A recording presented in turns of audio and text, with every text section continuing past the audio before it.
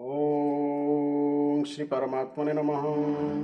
ओम वासुदेवाय नमः। ओम व्यासदेवाय नमः। ओम जगन्नाथदासाय नमः। ओम गणेशाय नमः। ओम माँ सरस्वती तमें कंठर बस, माँ कंठरे बस। अति बड़ी जगन्नाथ दास रचित श्रीमद् भागवत महापुराण अष्टम स्कंधर आज आम तृतीय अध्याय श्रवण करवा। यही अध्यायर पद्यांतरी एवं व्याख्या क्रमान्वये आम शुणा। विगत अध्याय हाथी गजेन्द्र बा हाथी कुंभीर आक्रमण शिकार ही शेष भगवान शरण पशिला। तापर कौन है यही अध्याय आम जाना। आपण मैंने कौन ना कौन छवि देखि गोटे हाथी शुंढरे पद्मफूलटे भगवान को समर्पण कर चित्र। सही चित्र विषय यही अध्याय आपण मैंने शुणु, जानवे से चित्रर रहस्य कौन। हाथीटी भगवान को शरण में पशिछि एवं भगवान तांको कथा शुणी आछंती एवं हाथीटी भगवान को स्तुति करिछि एवं तापरे केमती से हाथीर संकट मोचन करिसंती शुणिबा। अष्टम स्कंध तृतीय अध्याय। गजेन्द्र स्तुति शुणी हरि गजकु भीर पासे मिली दुहिंकी करिले उद्धार। चरित तृतीय अध्याय। श्री शुक उवाच शुण पांडव चूड़ामणि गजेन्द्र बोले मुख्यवाणी। एमंत बुद्धि से विचारी चंचल मन स्थिर करी। परम जपरे जपिला जे पूर्व जन्मे शिक्षा थिला। बोलिया नंद गद गदे आद्योकार ब्रह्मपदे। तापरे श्री सुखदेव कही चले, हे परीक्षित, निज बुद्धि बल एपरी स्थिर करी गजेन्द्र मन को एकाग्र करदेला एवं तार पूर्व जन्म से शिखिथिबा श्रेष्ठ स्तोत्रटी जप करी भगवान को स्तुति करने को लगिला। वर्तमान हाथीटी भगवान को स्तुति करुछि। गजेन्द्र उवाच नमस्ते प्रभु भगवान अशेष ब्रह्मांड जीवन। तोरम हिमाचिदात्मक अनादि पुरुष विवेक। जीवर आदि बीज तु ही परमेश्वर नमे मोहि। अनेक लोक प्रश्न करती गच्छ आग ना मंजी आग। ताहार मध्य प्रश्नर उत्तर यही स्तुति आम शुणी पारिबा। हाथी स्तुति कला जे जगतर मूल कारण एवं समस्त हृदय पुरुष रूपे विराजमान एवं समस्त जगतर एकमात्र स्वामी जहांको हेतु एही संसार रे चैतन्यर विस्तार होइथाय सेही भगवान को मु नमस्कार करुछि। मु भावर सहित ताहाको ध्यान करुछि। आमे जानिछे पणस गछर मंजीरु पणस ही हुए, आंब गछर फलरू आंब ही हुए, किंतु भगवान एमिति एक मूल मंजी बा मूल बीज। प्रत्येक मूल बीजरू समस्त सृष्टि हो पारे। जेमिति कि पणसरू आंब मध्य हो पारे एवं आंबरू सपुरी मध्य हो पारे। आमे देखिया पई आंबरू आंब पणसरू पणस, किंतु भगवान बीज भगवान कहले मूल बीज माने मूल। जहार देहे विश्व बसे जात हूँ ए विश्व प्रकाशे। ए विश्व सर्जना जही रे स्वयं जे विश्व रूप धरे। कार्य कारण रुजे पर तु ब्रह्म शरण स्वदर। अर्थात यही संसार जहांको आश्रय रही जहांको सत्ता हेतु प्रतीत हेउछि जे एही संसार रे परिव्याप्त होइछन्ति एवं स्वयं एही संसार उपरे प्रकट होइछन्ति, तथा जे एही संसार ठारू ଏହାର କାରଣ ପ୍ରକୃତି ଠାରୁ ସର୍ବଦା ଅତୀତ। ମୁଁ ସେହି ସ୍ୱୟଂ ପ୍ରକାଶ ସ୍ୱୟଂ ସିଦ୍ଧ ସତାତ୍ମକ ଭଗବାନଙ୍କର ଶରଣ ଗ୍ରହଣ କରୁଛି। ଏ ଯେ ସଂସାର ମାୟା ବଳେ ଆତ୍ମାରୁ କଳ୍ପେ ଯେ ନିଶ୍ଚଳେ ପ୍ରକାଶ କରି ତିରୋହିତ କରଇ ଉର୍ଣ୍ଣ ନାଭିବତ। ଉର୍ଣ୍ଣ ନାଭିମତ ଅର୍ଥାତ୍ ଉର୍ଣ୍ଣ ନାଭିବତ ଅର୍ଥାତ୍ ବୁଢ଼ିଆଣୀ ପରି। ମଧ୍ୟେ ଦେଖଇ ସାକ୍ଷୀ ରୂପେ କ୍ରୀଡ଼ା କରଇ କଳ୍ପେ କଳ୍ପେ ସେ ହରି ରଖୁ ମୋର ପ୍ରାଣ ତାପାଦେ ପଶିଲି ଶରଣ। ଅର୍ଥାତ୍ ଯାହାଙ୍କ ମାୟା ବଳରେ ଏ ସଂସାର ତାଙ୍କରି ଠାରେ ଅଧ୍ୟସ୍ତ, ଯାହାଙ୍କ ଯୋଗୁଁ ଏହି ସଂସାର କେତେବେଳେ ଦୃଶ୍ୟମାନ ହୁଏ ତ କେତେବେଳେ ବିଲୟ ହୋଇଯାଏ, ଅଥଚ ଯେ ନିଜର ଅପ୍ରତିହତ ଦୃଷ୍ଟିରେ ଏହି ଉଭୟ ଅବସ୍ଥାକୁ ସାକ୍ଷୀ ରୂପେ ଦେଖୁଥାନ୍ତି, ସେ ଯେ ସବୁରି ମୂଳ ଓ ନିଜର ମଧ୍ୟ ମୂଳ, ସେହି ପରାତ୍ପର ବା କାର୍ଯ୍ୟ କାରଣରୁ ଅତୀତ ପ୍ରଭୁ ମୋତେ ରକ୍ଷା କରନ୍ତୁ। କାଳେଶ କଳ ଜୀବ ଧରି ଅନ୍ତକ ରୂପେଣ ସଂହରି ସକଳ ହେତୁ କରେ ଅନ୍ତ ତମନି ବିଡ଼ ଘୋର ପଥ। ସେ ତମ ପରେ ସେ ହୁବ ସେ ବିରାଜ ରୂପେ ପରକାଶେ ତାରମ ହିମା ବିଚାରଣେ ଏ ଯେତେ ଦେବ ଋଷି ଗଣେ। କେହି ତାହାକୁ ନ ଜାଣନ୍ତି ଅନେକ ଶାସ୍ତ୍ର ମତେ ଚିନ୍ତି କେ ତାର ମହିମା ଜାଣିବ ଯହିଁ ଭ୍ରମନ୍ତି ବ୍ରହ୍ମା ଶିବ। ନଟଆ କୃତି ପ୍ରାୟ ଖେଳେ ଏ ମାୟା ଗଗନ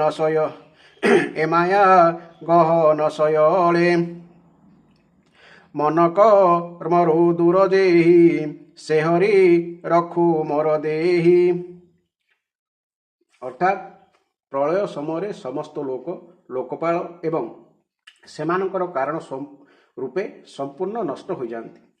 ସେତେବେଳେ କେବଳ ଘନ ଓ ଘୋର ଅନ୍ଧକାର ହିଁ ରହିଥାଏ। କିନ୍ତୁ ସେତେବେଳେ ଯେଉଁ ଅନନ୍ତ ପରମାତ୍ମା ସର୍ବଥା ଏସବୁର ଅତୀତ ହୋଇ ବିରାଜମାନ ହୋଇଥାନ୍ତି, ସେହି ପ୍ରଭୁ ମୋତେ ରକ୍ଷା କରନ୍ତୁ। ଯାହାଙ୍କ ଲୀଳାର ରହସ୍ୟ ଜାଣିବା ଅତ୍ୟନ୍ତ କଠିନ, ଯେ ନଟ ପରି ଅନେକ ବେଶ ଧାରଣ କରନ୍ତି, ଯାହାଙ୍କର ବାସ୍ତବିକ ସ୍ୱରୂପକୁ ଦେବତାମାନେ, ଋଷିମାନେ କିମ୍ବା ଅନ୍ୟ କେହି ଜାଣିପାରନ୍ତି ନାହିଁ କି ବର୍ଣ୍ଣନା କରିପାରନ୍ତି ନାହିଁ, ସେହି ପ୍ରଭୁ ମୋତେ ରକ୍ଷା କରନ୍ତୁ। ଯାର ମହିମା ମୁନି ଜନେ ସକଳ ଶାସ୍ତ୍ରେ ଅନୁମାନେ ବିମୁକ୍ତ ସଙ୍ଗ ସାଧୁ ଜନେ ତପସା ଧନ୍ତି ଘୋର ବନେ ଭୂତଙ୍କ ଆତ୍ମଭୂତ ଯେହୁ ସେ ହରି ମୋର ଗତି ହେଉ। ଅର୍ଥାତ୍ ଯାହାଙ୍କର ପରମ ମଙ୍ଗଳମୟ ସ୍ୱରୂପ ଦର୍ଶନ କରିବା ନିମନ୍ତେ ମହାତ୍ମାମାନେ ସକଳ ସାଂସାରିକ ଆସକ୍ତି ପରିତ୍ୟାଗ କରିଦିଅନ୍ତି ଏବଂ ବନବାସରେ ରହି ଅଖଣ୍ଡ ବ୍ରହ୍ମଚର୍ଯ୍ୟ ଆଦି ଅଲୌକିକ ବ୍ରତ ପାଳନ କରନ୍ତି ତଥା ନିଜ ଆତ୍ମାକୁ ସମସ୍ତଙ୍କ ହୃଦୟରେ ବିରାଜମାନ ଥିବା ଦେଖି ସମସ୍ତଙ୍କର ଉପକାର କରନ୍ତି। ମୁନିଜନଙ୍କର ସର୍ବସ୍ୱ ସେହି ଭଗବାନ ହିଁ ମୋର ସହାୟକ ଓ ସେ ହିଁ ମୋର ଗତି। ଯାହାର ଜନ୍ମ କର୍ମ ନାହିଁ ଅପର ଗୁଣ ଦୋଷ କାହିଁ ତଥାପି ଲୋକ ରକ୍ଷା ଅର୍ଥେ ଆପେ ସମ୍ଭବ ଏ ଜଗତେ ସ୍ୱମାୟା ବଳେ ଏ ଜଗତ ସୃଷ୍ଟି ପାଳନ କରେ ଅନ୍ତ। ଅରୂପ ରୂପ ଯେ ଅଦ୍ଭୁତ ଆତ୍ମା ପ୍ରଦୀପ ସାକ୍ଷୀ ମତ ମନବ ଚନେ ଅଗୋଚର ପରମ ଆତ୍ମା ସୁଖଗର। ଯାହାଙ୍କ ଜନ୍ମ ନାହିଁ କି ନାମ ରୂପ ନାହିଁ କି ଗୁଣ ବା ଦୋଷ ନାହିଁ ତଥାପି ଯେ ବିଶ୍ୱର ସୃଷ୍ଟି ଓ ସଂହାର କରିବା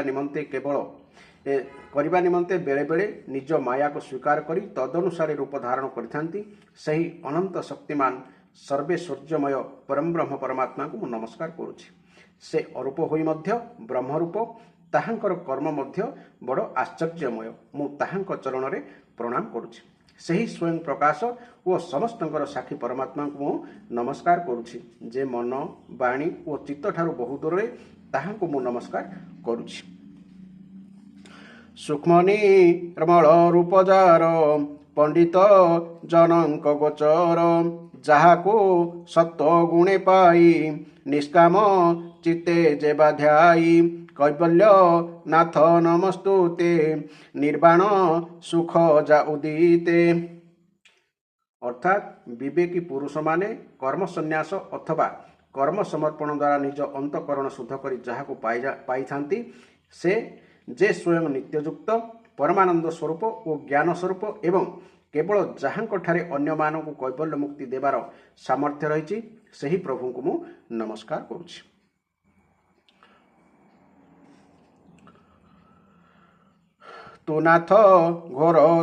ତୁନାଥ ଶାନ୍ତ ଘୋର ରୂପୀ ମୂଢ଼ଧର୍ମେଣ ବିଶ୍ୱବ୍ୟାପୀ ଯେ ନିର୍ବିଶେଷ ସାମ୍ୟ ରୂପ ନମସ୍ତେ ଜ୍ଞାନ ଘନ ରୂପ।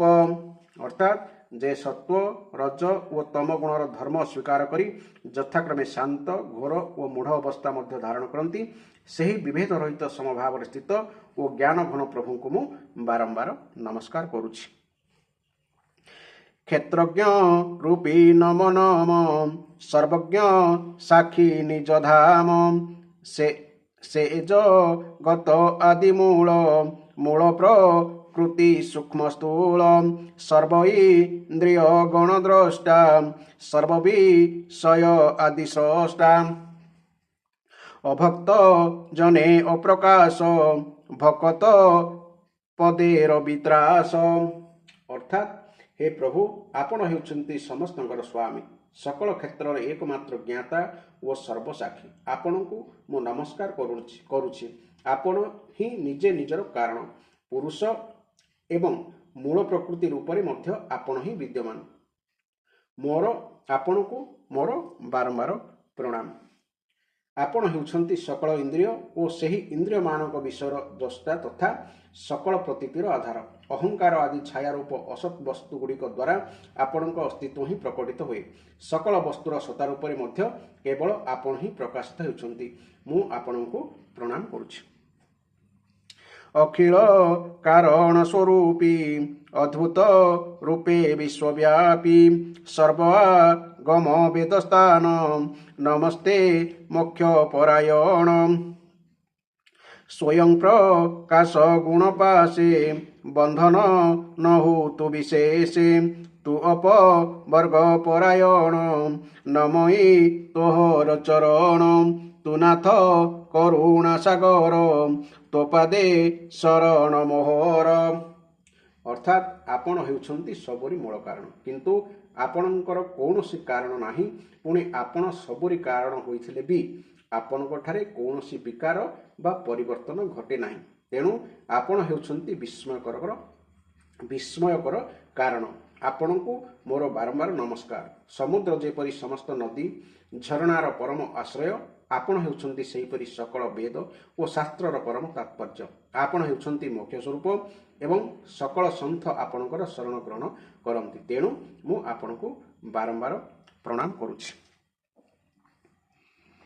अशेष जंतु हृदगते तोर प्रकाश आत्मा मते सकल देखो नाथ तू ही तो अनुभव के जानई। तु ब्रह्म परम मंगल नमस्ते प्रभु आदिमूल तु नाथ करुणा स्वरूपी तृणकाष्ठरे अछु व्यापी मोहर प्राय पशुगण विपद पाशु कर त्राण। अर्थात जेपरी यज्ञ काष्ठर अरण्य अग्नि गुप्त रूप रही थाए आपण सेहीपरि निज ज्ञान को गुणमानक माया द्वारा आच्छादित करी रखिछंती। गुणमानक क्षोभजात हेले आपण सेमानक द्वारा विभिन्न प्रकार सृष्टि रचना करने को संकल्प करते। जो माने कर्म संन्यास अथवा कर्म समर्पण द्वारा आत्मतत्वर भावना करी वेद और शास्त्र मानक ऊपर को उठी जाती आपण स्वयं सेमानकर आत्मा रूपे प्रकाशित होई थांती। आपणको मु नमस्कार करुछि। दयालु पुरुष माने जेपरी बंधन रे पड़िथिबा कौनसी पशुर बंधन काटी दियंती आपण सेहीपरि मो परि शरणागतर विपद काटी दियंती। आपण हेउछंती नित्यमुक्त ओ परम करुणामय एवं भक्त मानकर मंगल करिबारे आपण कदापि विलंब करंती नाही। आपणक चरण रे मोर नमस्कार। समस्त प्राणी हृदय आपण निजर अंश द्वारा अंतरात्मा रूप में उपलब्ध होती आपण होती सर्वैश्वर्यपूर्ण एवं अनंत। आपण को मु नमस्कार करुछि।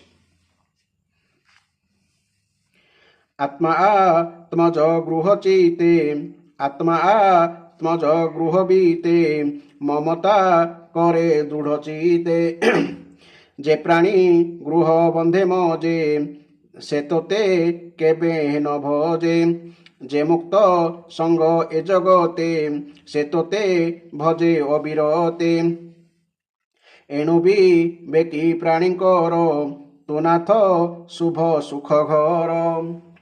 अर्थात जो माने शरीर पुत्र पौत्र आप्तजन घर द्वार धन संपत्ति स्वजन मान प्रति आसक्त से माने आपण को पाइबा अत्यंत कठिन, कारण आपण स्वयं हेउछंती गुण मानकर आसक्ति रहित।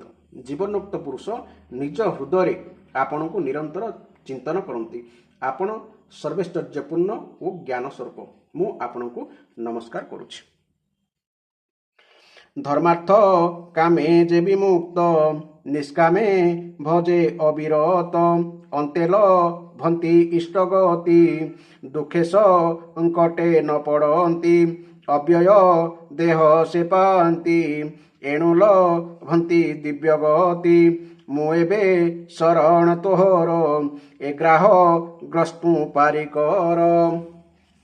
अर्थात धर्म अर्थ काम और मोक्ष एटा है जो आमर चतुर्वर्ग फल। कामनारे मनुष्य माने जहाँ को भजन करी निजर अभिष्ट वस्तु लाभ करती, जो प्रभु सेमानकु सकल प्रकार सुख प्रदान करती एवं निज परि अविनाशी पार्षद शरीर मध्य प्रदान करती, सही परम दयालु प्रभु मते उद्धार करंतु। एकांत चिते जे भजन्ति विषय सुख न बांछन्ति तो ज्ञान सुधा रस पाई अधिक बांछा तांको नाही अति अद्भुत तो चरित आनंद रूपे सुललित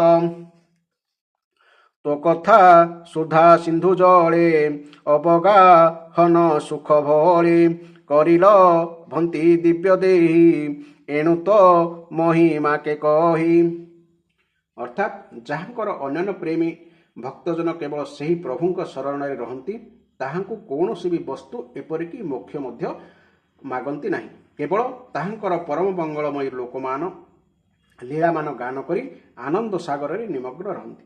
ସେ ଯେ ହେଉଛନ୍ତି ଅବିନାଶୀ ସର୍ବଶକ୍ତିମାନ ଅବ୍ୟକ୍ତ ଇନ୍ଦ୍ରିୟାତୀତ ଓ ଅତ୍ୟନ୍ତ ସୂକ୍ଷ୍ମ, ଯେ ଅତ୍ୟନ୍ତ ନିକଟରେ ରହି ମଧ୍ୟ ବହୁ ଦୂରରେ ଥିଲା ପରି ଜଣାପଡ଼ନ୍ତି, ଯେ ଆଧ୍ୟାତ୍ମିକ ଯୋଗ ଅର୍ଥାତ୍ ଜ୍ଞାନ ଯୋଗ ବା ଭକ୍ତି ଯୋଗ ଦ୍ୱାରା ପ୍ରାପ୍ତ ହୁଅନ୍ତି, ସେହି ଆଦି ପୁରୁଷ ଅନନ୍ତ ଓ ପରିପୂର୍ଣ୍ଣ ପରମ ବ୍ରହ୍ମ ପରମାତ୍ମାକୁ ମୁଁ ସ୍ତୁତି କରୁଛି।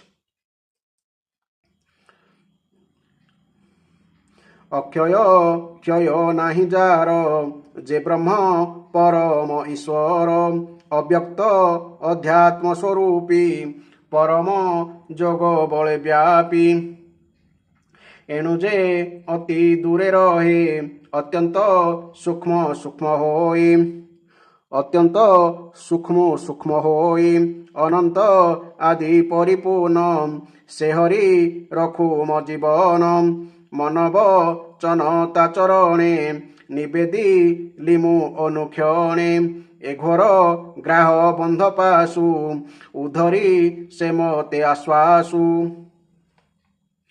अर्थात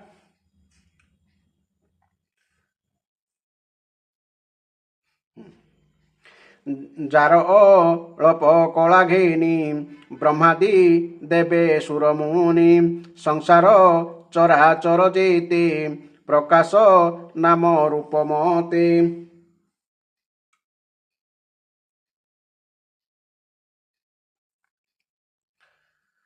अग्निश बीता ज्योति जेने प्रकाशी प्रवेशन्ति तेने गुण प्रभाव ए संसार इंद्रिय बुद्धि अहंकार शरीर आदि एहि मते प्रवेश हन्ति तार गात्रे जेन हे ଦେବାସୁରମର୍ତ୍ତ୍ୟ ନାସ୍ତିରି ନା ପୁରୁଷଗାତ୍ର ଜନ୍ତୁ ଶରୀର ପଶୁ ଆଦି ରୂପେୟ ରୂପେ ନ ସମ୍ପାଦି କେବେ ନହେ କର୍ମଗୁଣ ସତ୍ୟ ସତ୍ୟ ନହେ ଜାଣ ନିଶେଷ ଶେଷ ପରିପୂର୍ଣ୍ଣ ଏଣୁ ଏ ଅନାଦି କାରଣ। ଅର୍ଥାତ୍ ଯାହାଙ୍କର ଅତ୍ୟନ୍ତ କ୍ଷୁଦ୍ର ଅଂଶରୁ ଅନେକ ନାମ ରୂପଗତ ପ୍ରଭେଦରେ ଯୁକ୍ତ ବ୍ରହ୍ମା ଆଦି ଦେବତା ବେଦ ଓ ସଚରାଚର ଜଗତ ସମୂହର ସୃଷ୍ଟି ହୋଇଛି ଏବଂ ପ୍ରଜ୍ୱଳିତ ଅଗ୍ନିରୁ ଶିଖା ଓ ସୂର୍ଯ୍ୟଙ୍କ ଠାରୁ କିରଣ ନିର୍ଗତ ହୋଇ ଲୀନ ହେବା ପରି ଯେଉଁ ସ୍ୱୟଂ ପ୍ରକାଶ ପରମାତ୍ମାଙ୍କ ଠାରୁ ଗୁଣ ପ୍ରବାହ ରୂପୀ ବୁଦ୍ଧି ମନ ଇନ୍ଦ୍ରିୟ ଓ ଶରୀର ଆଦି ବାରମ୍ବାର ପ୍ରକଟ ହୁଅନ୍ତି ତଥା ତାଙ୍କଠାରେ ଲୀନ ହୋଇଯାନ୍ତି ସେହି ଭଗବାନ ଦେବତା ନୁହନ୍ତି କି ଅସୁର ନୁହନ୍ତି। ସେ ସେହି ମନୁଷ୍ୟ କିମ୍ବା ପଶୁପକ୍ଷୀ ମଧ୍ୟ ନୁହନ୍ତି। ପୁଣି ସେ ସ୍ତ୍ରୀ ପୁରୁଷ କିମ୍ବା ନପୁଂସକ ମଧ୍ୟ ନୁହନ୍ତି। ଯେକୌଣସି ସାଧାରଣ କିମ୍ବା ଅସାଧାରଣ ପ୍ରାଣୀ ମଧ୍ୟ ନୁହନ୍ତି। ସେ ଗୁଣର ନୁହନ୍ତି କି କର୍ମ ନୁହନ୍ତି କି କାର୍ଯ୍ୟ ନୁହନ୍ତି କିମ୍ବା କାରଣ ମଧ୍ୟ ନୁହନ୍ତି। ସବୁ କିଛିକୁ ପ୍ରତ୍ୟାଖ୍ୟାନ କରିଦେବା ପରେ ଯାହା କିଛି ଅବଶେଷ ରହେ ତାହା ହିଁ ହେଉଛି ତାଙ୍କର ସ୍ୱରୂପ ଏବଂ ସେ ହିଁ ହେଉଛନ୍ତି ସବୁକିଛି। ସେହି ପରମାତ୍ମା ମୋତେ ଉଦ୍ଧାର କରିବା ନିମନ୍ତେ ଆବିର୍ଭୂତ ହୁଅନ୍ତୁ। ନମସ୍ତେ ନମସ୍ତେ ଅନନ୍ତ ଅସହ୍ୟ ବେଗ ବଳବନ୍ତ ଯାହାର ଅଟେ ଶକ୍ତି ତ୍ରୟ ଅଖିଳ ବୁଦ୍ଧି ଗୁଣମୟ ପ୍ରପନ୍ନ ଜନ ଯେ ପାଳଇ ଦୁରନ୍ତ ଶକ୍ତି ଯାର ଦେହି କୁଚିତ ଇନ୍ଦ୍ରି ଗଣେ ଯାର ମାର୍ଗନ କରାନ୍ତି ଗୋଚର ମୁଗ୍ରାହ ଗ୍ରସ୍ତେ ଗ୍ରସ୍ତ ହୋଇ ଆତ୍ମା ଶରୀର ନ ଜାଣଇ ଯେ ହରି ସଂସାର କାରଣ ତାପାଦେ ପଶିଲି ଶରଣ ରଖୁ ନ ରଖୁ ଯେ ଜାଣଇ ତା ବିନୁ ଆନ ଗତି ନାହିଁ। ହେ ପ୍ରଭୁ, ମୁଁ ବଞ୍ଚିବାକୁ ଚାହେଁନା। ଏହି ହାତୀ ଜନ୍ମ ତ ବାହାର ଭିତର ସବୁଆଡ଼ୁ ଅଜ୍ଞାନ ରୂପୀ ଆବରଣରେ ଆବୃତ ହୋଇ ରହିଛି। ଏ ଜୀବନଟାକୁ ରଖି ମୁଁ କରିବି ବା କ'ଣ? ମୁଁ ତ ଆତ୍ମପ୍ରକାଶକୁ ଆବୃତ କରି ରଖିଥିବା ଏହି ଆବରଣରୁ ବାହାରି ଆସିବାକୁ ଚାହୁଁଛି। ଏହି ଆବରଣ କାଳକ୍ରମେ ସ୍ୱତଃ ନଷ୍ଟ ହୋଇଯାଏନା। ଏହା କେବଳ ଭଗବତ୍ କୃପା ଅଥବା ତତ୍ତ୍ୱଜ୍ଞାନ ଦ୍ୱାରା ହିଁ ନଷ୍ଟ ହୁଏ। ତେଣୁ ଯେଉଁ ପରମବ୍ରହ୍ମ ପରମାତ୍ମା ବିଶ୍ୱରହିତ ହୋଇ ମଧ୍ୟ ବିଶ୍ୱର ରଚୟିତା ଓ ବିଶ୍ୱସ୍ୱରୂପ ପୁଣି ଯେ ବିଶ୍ୱର ଅନ୍ତରାତ୍ମା ରୂପରେ ରହି ବିଶ୍ୱସ୍ୱରୂପ ସାମଗ୍ରୀ ସହିତ କ୍ରୀଡ଼ା ମଧ୍ୟ କରିଚାଲନ୍ତି ସେହି ଅଜନ୍ମା ପରମ ପଦ ସ୍ୱରୂପ ବ୍ରହ୍ମଙ୍କୁ ମୁଁ ନମସ୍କାର କରୁଛି।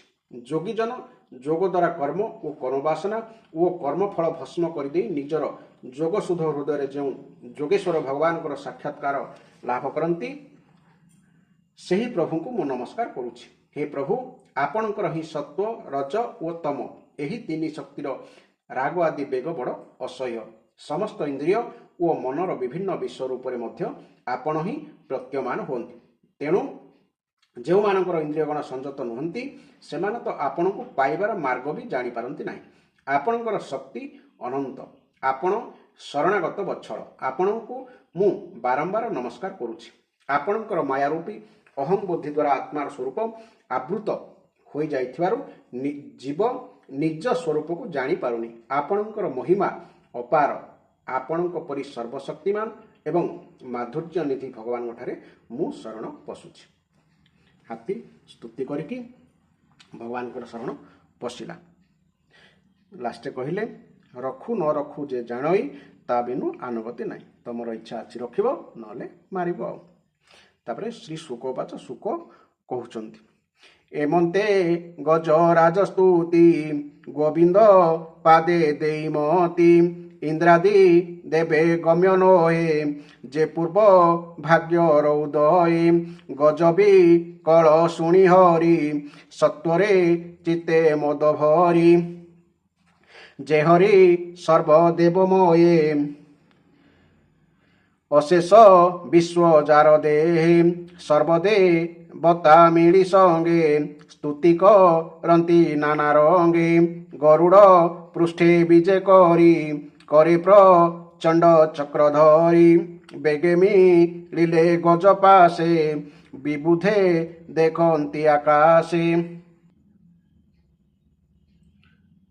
ଶ୍ରୀ ଶୁକଦେବ କହିଚାଲେ, ହେ ପରୀକ୍ଷିତ, ଗଜେନ୍ଦ୍ର କୌଣସି ପ୍ରକାର ଭେଦଭାବ ନ ରଖି ନିର୍ବିଶେଷ ରୂପରେ ଭଗବାନଙ୍କର ସ୍ତୁତି କରିଥିଲା। ତେଣୁ ସେ ଭିନ୍ନ ଭିନ୍ନ ନାମ ଓ ରୂପକୁ ନିଜର ସ୍ୱରୂପ ବୋଲି ଭାବିଥିବା ବ୍ରହ୍ମା ଆଦି ଦେବତା ତାକୁ ରକ୍ଷା କରିବା ନିମନ୍ତେ ଆସିଲେ ନାହିଁ। ସର୍ବାତ୍ମା ହୋଇଥିବାରୁ ଦେବ ସ୍ୱରୂପ ସର୍ବଦେବ ସ୍ୱରୂପ ସ୍ୱୟଂ ଭଗବାନ ଶ୍ରୀହରି ହିଁ ତତ୍କ୍ଷଣାତ୍ ପ୍ରକଟ ହୋଇଗଲେ। ଗଜେନ୍ଦ୍ର ସରୋବର ଜଳେ ଗ୍ରାହଗ୍ର ଶୀତ ପାଦମୂଳେ ଦେଖଇ ଗରୁଡ଼ ପୃଷ୍ଠର ଆକାଶେ ବିଜେ ଚକ୍ରଧର ପଦ୍ମଗୋଟିଏ ଘେନି ହସ୍ତେ ଊର୍ଦ୍ଧ୍ୱେ ଚାହିଁଲା ଶୂନ୍ୟ ପଥେ ବେଗେନ ମିଲା ଶୁଣ୍ଢ ତୋଳି ଦେଖନ୍ତେ ପ୍ରଭୁ ବନମାଳି ଚକ୍ରବି ରାଜେ ଦକ୍ଷ କରେ ସୂର୍ଯ୍ୟ କି ଉଦିତ ଅମ୍ବରେ ଡାକଇ ଆରତ ଭଞ୍ଜନ ଭୋନାଥ ରଖ ମୋ ଜୀବନ ହେ ନାରାୟଣ ବିଶ୍ୱଗୁରୁ ଆରତ ଜନ ଦୁଃଖ ହରୁ ନମସ୍ତେ ପ୍ରଭୁ ଭଗବାନ ତୁ ନାଥ ଜଗତ ଜୀବନ।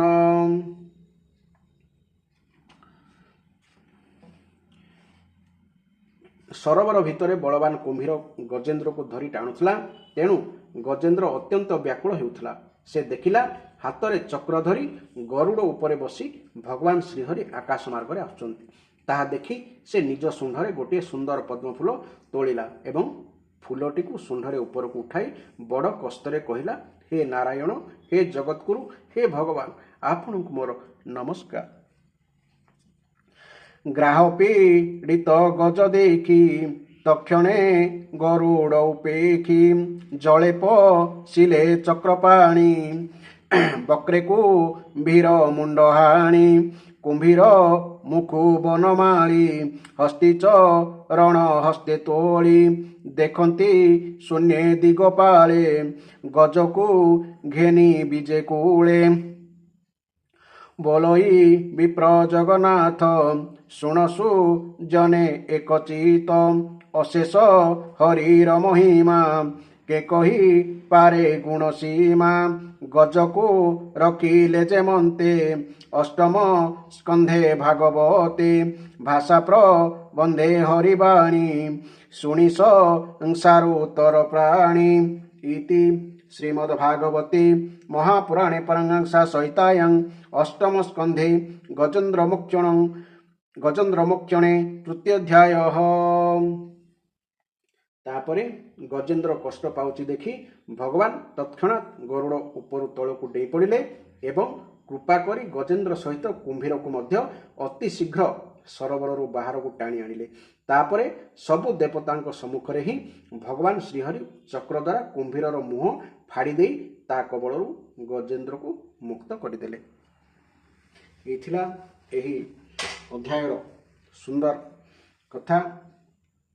ଭଗବାନଙ୍କ ଶରଣ ପଶିଲେ ନିଶ୍ଚୟ ଉଦ୍ଧାର ପାଇବେ, ନଚେତ୍ ଏ ସଂସାରରେ ଜୀବନ ସାରା ଘାଣ୍ଟି ହେଇ କଷ୍ଟ ପାଇ ପାଇ ଜୀବନ ଯିବ। ମଣିଷ ଜୀବନ ପାଇବା ସହଜ, କିନ୍ତୁ ମଣିଷ ଦେହରୁ ଆତ୍ମା ଛାଡ଼ି ଯିବା ଏତେ ସହଜ ନୁହେଁ। ଅନେକ ସଂସାରୀ ମଣିଷ ଭାବନ୍ତି ଯେ ହଁ ଜୀବନ ତ ମିଳିଛି, ଖାଇ ପିଇ ଏସ୍ କର, ଏନ୍ଜୟ କର ଏବଂ ମରିଯାଅ। ଏଇଟା କେବଳ ମନର ଭ୍ରମ ମାତ୍ର। ମୃତ୍ୟୁ ଏତେ ସହଜ ନୁହେଁ। ଶରୀରରେ ଥିବା ଆତ୍ମା ଏତେ ଶୀଘ୍ର, ଏତେ ସହଜରେ ବା ବିନା କଷ୍ଟରେ କେବେ ବି ଶରୀରରୁ ଯିବ ନାହିଁ। ତେଣୁ ଭଗବାନଙ୍କର ଚରଣରେ ସମର୍ପିତ ହେବା ସହିତ ଶାସ୍ତ୍ର ଅଧ୍ୟୟନ କରିବା ଦ୍ୱାରା ମନୁଷ୍ୟ ମୃତ୍ୟୁ କଷ୍ଟକୁ ସହଜ କରିପାରିବ। ଏହି ଅଧ୍ୟାୟ ଆପଣମାନେ ଶୁଣିଥିବାରୁ ଭଗବାନ ଆପଣଙ୍କୁ କୃପା କରନ୍ତୁ। ଜୟ ଜଗନ୍ନାଥ, ଜୟ ଜଗନ୍ନାଥ, ଜୟ ଜଗନ୍ନାଥ।